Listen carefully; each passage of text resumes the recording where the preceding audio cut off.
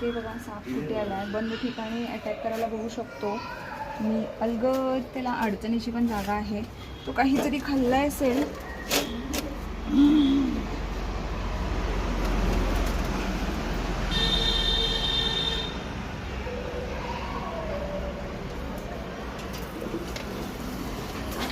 असं पकडलेलं आहे आणि मग आजपासून काही धडपड नाही केला आणि हत्या करायला लागलाय.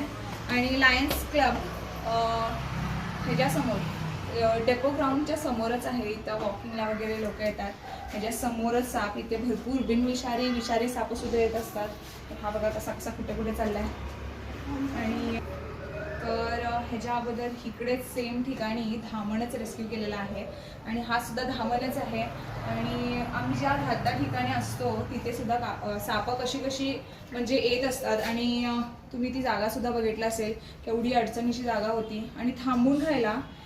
असं तर हा वेगवान साप आहे. धामण म्हणजे खूप स्पीड पळतो सुद्धा, म्हणजे लवकर निघून जातो. आणि हा काहीतरी खाल्लाय सुद्धा, म्हणूनच हा थोडा स्लो झाला असेल. सापांच्या स्वभावावरती सुद्धा खूप काही डिपेंड असतं. जेव्हा मी पकडायला गेले तेव्हा तो जरासा असं म्हणजे जरासा असं ॲक्टिव्ह झाला, पण मी जोपर्यंत त्याला हात लावून पकडून बाहेर काढले नाही तोपर्यंत थोडा हल्ला वगैरे नाही, मग हल्ला तो नंतरला. तर स्वभावावरती पण खूप काही डिपेंड असतं. तर मी आता मला पॅक करते. कसा वाटला व्हिडिओ नक्की.